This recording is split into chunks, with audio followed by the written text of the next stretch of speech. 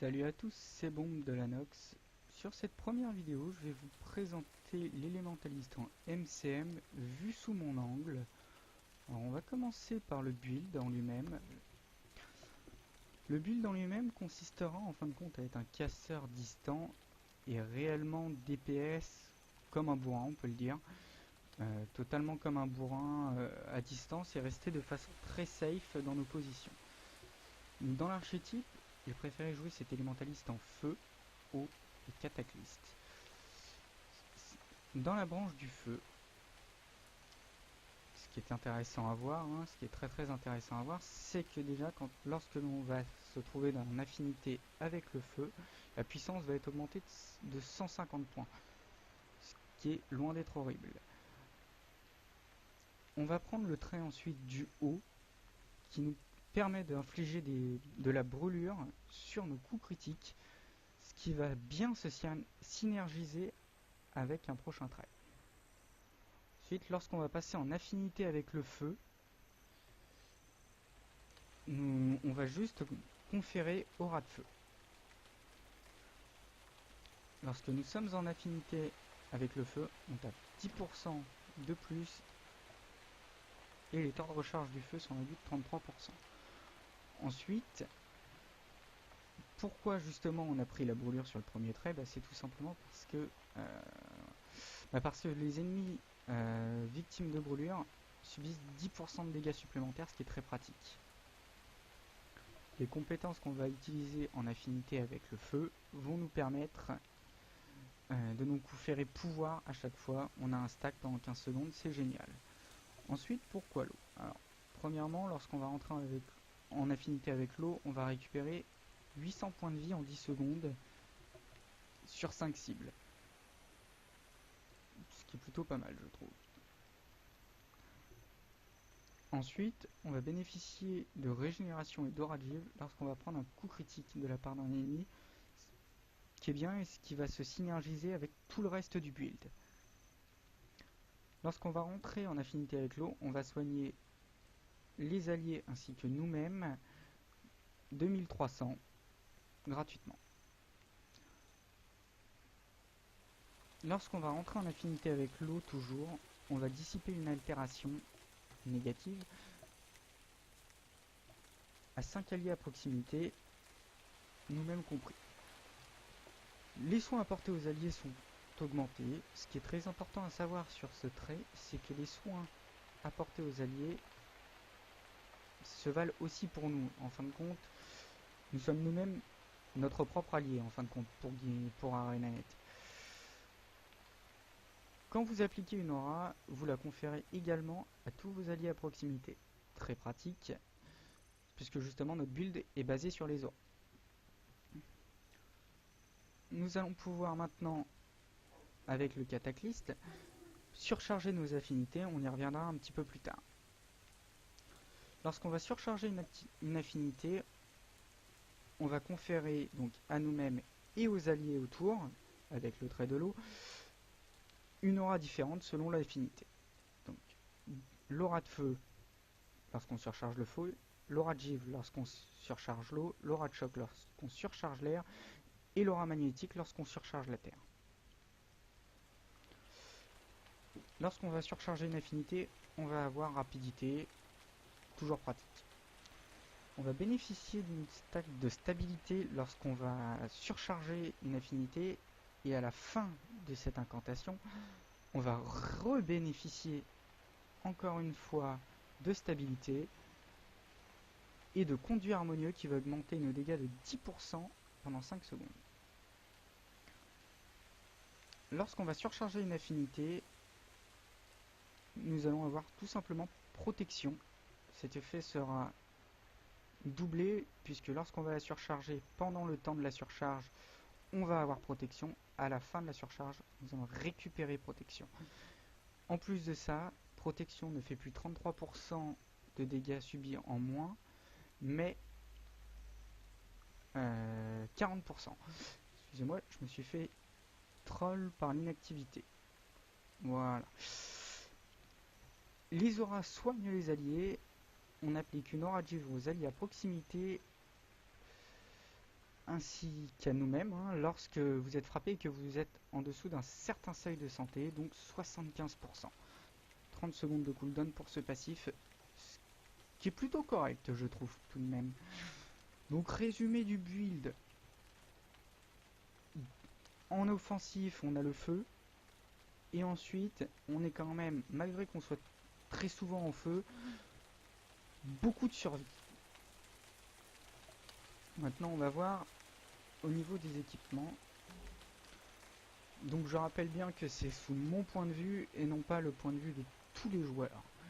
Donc premièrement, au niveau des équipements, je joue en Berserker Rune d'Érudit, ce qui va me permettre d'avoir tout simplement un gros bombing. Pour pouvoir jouer ce build, ça demande un placement irréprochable en bus, parce que le moindre défaut de placement, vous êtes mort, tout simplement.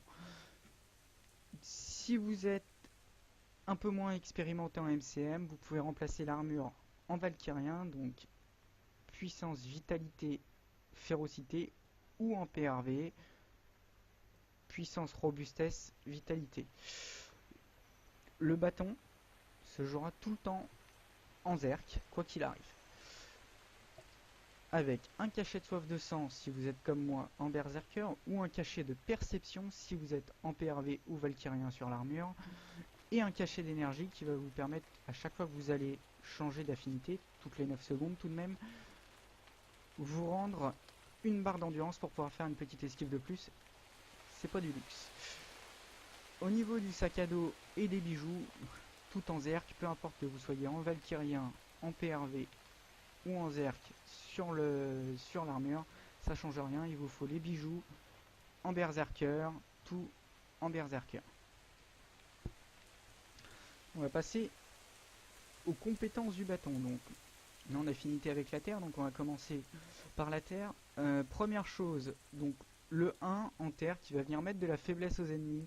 Honnêtement, je vois que ça qui est bien dessus, en réalité. Un petit combo coup de grâce, projectile physique, mais c'est pas ce qu'il y a de plus important. C'est bien lorsqu'il y a besoin de se défendre. Le 2 qui est une explo et qui va mettre du saignement. Alors là, quand vous voyez, je mets 1500 points de dégâts en 12 secondes. C'est très peu, mais lorsqu'on va être à 25 stacks de pouvoir, on va mettre beaucoup plus. Ça fait des gros dégâts, ça fait une explo. C'est toujours bien d'avoir cette petite altération. Le 3 va provoquer une énergie magnétique qui va renvoyer les projectiles. C'est une compétence très très importante pour ce build, étant donné que cette aura, normalement qui est juste pour vous, va être partagée à 5 cibles. Donc en gros à votre groupe. Pour faire simple, votre groupe et vous-même allez recevoir l'énergie magnétique, ce qui va permettre tout simplement de renvoyer les projectiles et de se passer d'un mur de renvoi de gardien pendant un petit moment.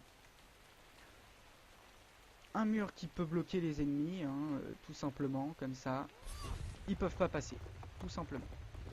Le 5 permet de mettre du saignement, très faible saignement, honnêtement c'est vraiment pas fou. Des petits dégâts, mais surtout une immobilisation sur 5 personnes, c'est vraiment pas mal. En foudre, l'auto-attaque va rebondir tout simplement, ça va mettre des petits coups qui vont rebondir, c'est plutôt cool. C'est pas fou mais c'est plutôt cool. Le 2 va mettre aveuglement et va taper très fort, mais par contre il a un long cast. Une seconde et demie c'est très long, faut vraiment être safe pour pouvoir le mettre. Et c'est vraiment entre guillemets, lorsque vous n'avez plus rien à faire, vous pouvez pas encore passer en feu, vous passez en air, vous mettez votre cage, qu'on verra un petit peu plus tard, et votre 2 qui va faire des gros dégâts. Votre 3 est tout simplement un bump pur et dur. C'est juste un bump qui va vous permettre d'apporter du contrôle. Votre 4 va permettre d'apporter rapidité à tout votre groupe. Votre 5 va vous permettre d'étourdir les gens, donc quand même sur un assez gros rayon. Par contre, ce qu'il faut savoir, c'est que ce n'est que les bords de la cage qui vont venir étourdir. Je vais la poser. Voilà. Là, c'est que les bords qui vont venir étourdir et non pas tout ce qui est à l'intérieur. Ça met des petits dégâts, c'est toujours cool. En eau, l'auto-attaque met des tout petits dégâts, mais va venir soigner les alliés qui sont au corps à corps des ennemis. Donc lorsque vous vous avez besoin de mettre des zones d'eau pour soigner votre melee train. Très important, vous pensez à mettre des auto-attaques entre chaque sort, ça va les soigner en plus. Certes, c'est que 370, mais 370 plus 370, ça fait à force. Votre 2 va venir mettre des gros dégâts à un endroit ciblé et 5 stacks de vulnérabilité, ce qui est pas dégueu. Votre 3 est une zone d'eau et qui va mettre une bonne guérison, donc 2500 de soins. C'est pas mal, je dis bien 2500 puisqu'on a toujours les 15% en plus, donc on est même au-dessus des 2500, mais j'arrondis pour que ce soit plus simple à expliquer. Voilà, c'est une zone d'eau, donc avec une explo dedans, si vous vous débrouillez bien en passant avec la terre, ça permet de beaucoup soigner votre melee train, ou vos casters, mais normalement c'est vous êtes plus là pour soigner la melee train en cas de besoin. Votre 4 va permettre de mettre une zone de givre. La zone de givre, vaut mieux la mettre lorsque vous êtes en eau après les zones d'eau, mais surtout pas sur une zone d'eau, parce que lorsque vous allez mettre une zone d'eau, vous devez l'annoncer sur le TeamSpeak. D'ailleurs, c'est très recommandé en MCM d'être sur TeamSpeak avec le commandant. Vous devez annoncer votre zone d'eau. Si vous mettez une zone de glace par-dessus, quand il va exploser dedans, ça va faire aura de givre et non pas guérison de zone, ce qui est plutôt assez dommage, on va dire.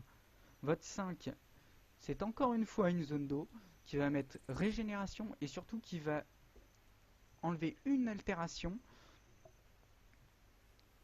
toutes les 2 secondes sous 3 pulsations à 5 personnes, donc c'est très pratique. En feu, c'est là qu'on va voir notre Real Burst, notre auto-attaque qui va faire des bons dégâts, donc 891 en gros à l'auto-attaque, en crit, en full berserker, ça vaut à peu près du 4000. 4000 à l'auto-attaque sur 3 cibles dans un rayon de 180. À 1200 de portée, c'est énorme. Votre 2 va faire d'énormes dégâts à un endroit concentré. Donc 3356 en 4 coups et en 4 secondes. Donc en gros, toc, ça fait super mal. Tout simplement. Votre 3 va permettre de mettre de la brûlure, c'est un sort réellement qu'on n'utilise jamais en réalité. Ça peut toujours être bien, c'est toujours ça de mis si jamais vous avez plus que des auto-attaques à mettre. Votre 4 va vous permettre de partir en arrière et du coup d'esquiver, puisque c'est bien marqué, hein, c'est une esquive, donc de faire une esquive tout en partant en arrière, c'est plutôt un sort de survie sur votre branche offensive, ce qui est vraiment pas dégueu. Votre 5, c'est votre sort le plus puissant. C'est ce qui va vous permettre tout simplement de mettre le plus de dégâts à tout un pack ennemi, parce qu'il tape dans un rayon de 360. Il met 24 impacts à 1363. Donc en gros, vous arrivez à monter à 7-8 000 sans stack de pouvoir. Si vous êtes stack à 25 stacks de pouvoir, vous pouvez monter à du 10-11 000 en full berserker par impact. Chaque impact tape 3 cibles et il y a 24 impacts. C'est un désastre ce qui se passe. Voilà. Ce sort qui fait des gros dégâts. Très important, ce sort est extrêmement prisé pour détruire tout ce qui est chariot à flèches ou même des canons, l'huile incandescente, peu importe. C'est vraiment ce qu'on attend d'un LM. Quand on est en bus, lorsqu'on va siéger une tour, on a vraiment envie que l'LM mette sa pluie de patates. C'est ce qu'on appelle la pluie de patates, hein, la pluie de météores. Mettre sa pluie de patates directement sur les chariots à flèches en priorité, de façon à les détruire très rapidement. Ensuite, nous avons notre surcharge avec le feu. Donc notre surcharge avec le feu. Comment elle fonctionne? Lorsque vous êtes en affinité avec le feu, vous allez tout simplement pouvoir réactiver votre affinité. Lorsque vous allez réactiver votre affinité, vous allez vous mettre stabilité, protection, rapidité et du pouvoir parce que vous êtes en feu. Voilà, cette tornade fait quand même des bons dégâts, hein, 1170 par pulsation, ce qui équivaut à peu près à du 6000 par tic. Toutes les secondes, elle va mettre du 6000 à ceux qui sont dans cette faible AOE. L'AOE est très faible, mais c'est cool. Ensuite, elle va vous rajouter un bouclier de feu qui va donc avec la spécialisation, être partagé à vos alliés, ce qui est vraiment pas dégueulasse. Voilà, ça c'est une très faible AOE, mais c'est pratique. Voilà. Elle reste encore un petit peu après être incantée, ce qui est plutôt pas mal. En eau, votre surcharge avec l'eau va vous permettre tout simplement de soigner et dissiper des altérations. J'ai oublié de préciser que toutes les surcharges sont des Briston. Donc si jamais vous êtes étourdi, vous pouvez surcharger juste pour vous sortir de la merde. C'est possible aussi. Donc en eau, tout simplement, vous allez soigner tous ceux dans ce rayon-là. Tout simplement, et enlever des altés. Vous allez procurer aura de givre et les partager ensuite. En foudre, à peu près à la même image qu'en feu, elle va faire des gros dégâts, mais dans une beaucoup plus grosse AOE. Mettre de la vulnérabilité, vous donner rapidité, protection comme toutes les surcharges, et mettre l'aura de choc à 5 alliés. C'est aussi une zone de combo de foudre, ce qu'il faut vraiment pas oublier, c'est que si jamais vous avez des alliés, ils peuvent faire des combos dedans, un peu comme par exemple un combo coup de grâce bon qui va venir mettre un coup stupéfiant qui va étourdir les ennemis. Voilà. Là-haut est quand même assez grosse, vous allez voir. Quand vous surchargez, c'est toute cette AOE là, attaque fort, c'est pratique, ça met de la vulnérabilité, c'est plutôt cool je trouve. Celle de terre est très pratique parce que c'est celle qui va vous procurer le plus de stabilité, qui va mettre de l'immobilisation aux ennemis, du saignement, de l'infirmité, qui va vous donner aura de givre et qui va vous mettre de la protection en plus que celle des autres. Aura de givre, aura magnétique, pardon. Elle met quand même des bons dégâts. On va voir ce que ça donne, voilà, ça donne ça. Et ça vous met du coup pas mal de stabilité, vous allez voir. Et là, ça va stack la protection pendant un bon moment. Vous voyez, là j'ai encore 15 secondes sur moi-même, ce qui est vraiment pas dégueu. Pour les compétences utilitaires, ce que je conseille sur cette spé, c'est en heal le cri. Pourquoi le cri? Parce que premièrement, il ne vous soigne pas vous, mais 5 personnes dans un... Alors dans un rayon de 180 au début. Le deuxième tic ça va être 240 et le troisième tic ça va être 600. Ce qu'il faut savoir c'est que, comme c'est marqué, le premier tic va soigner 3500, le deuxième va soigner 1950 et le troisième va soigner seulement 1000, ce qui est très faible. Donc vaut mieux être plutôt collé aux alliés lorsque vous le lancez, si vous le pouvez. Ensuite je conseille le flash, pourquoi? Parce que si jamais il y a un voleur ou un mesmer ou n'importe qui a envie de vous sauter dessus par surprise, c'est pas compliqué, vous mettez votre souris, vous appuyez sur le bouton, vous vous déplacez super vite, ça se passe tout seul. En cri, j'utilise aussi le brûler tous. Donc le brûler tous qui va mettre de la brûlure, donc très pratique pour augmenter vos dégâts avec la spécialisation.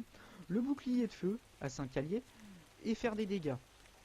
Je l'aime bien, vraiment parce qu'il met de la brûlure et ça augmente de 10% votre DPS sur des gens qui sont au corps à corps, ce qui est vraiment pas mal. L'autre cri que j'utilise, c'est la réplique sismique qui va vous permettre de remettre une aura magnétique, d'infliger immobilisation, infirmité aux ennemis, et c'est un combo coup de grâce explosion. Donc c'est vraiment pratique, hein. Dans le principe, si je me mets en eau par exemple, je mets une zone d'eau, si j'utilise cette aura, ça fait une guérison de zone, ce qui est très pratique. Ensuite, je préfère l'espadon parce que l'espadon vous permet de fuir très rapidement ou même de mettre des très gros dégâts à quelqu'un qui va vous sauter dessus. Dans le principe, si un voleur vous saute dessus, si vous posez votre espadon, il y a vraiment moyen de faire des gros dégâts.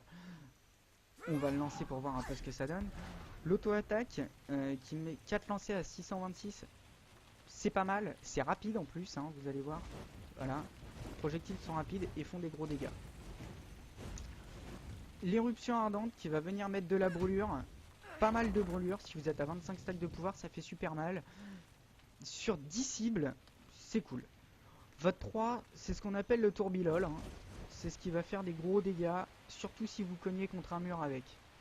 Dans le principe où si je vais me bloquer contre un mur, par exemple typiquement ici, le tourbillon va taper tout le monde et du coup vous allez mettre à peu près 12 ou 13 000 points de dégâts à la personne qui est dans le tourbillon. à 3 personnes, ce qui est plutôt fort. Votre 4 vous permet surtout de fuir ou de mettre des gros dégâts, hein. C'est un gros rush votre 4. Voilà. Votre 5 permet de faire comme une mini pluie de patates en fait, qui tape plus souvent mais moins fort, donc ça se vaut. Donc voilà pour le build de l'élémentaliste. Ce que je vous propose, c'est que vous me parliez de ce que vous en pensez dans les commentaires et autres. C'est ma première vidéo sur Guild Wars. J'espère que vous ne serez pas trop sévère avec moi. C'était cool et je vous souhaite un bon try. A bientôt.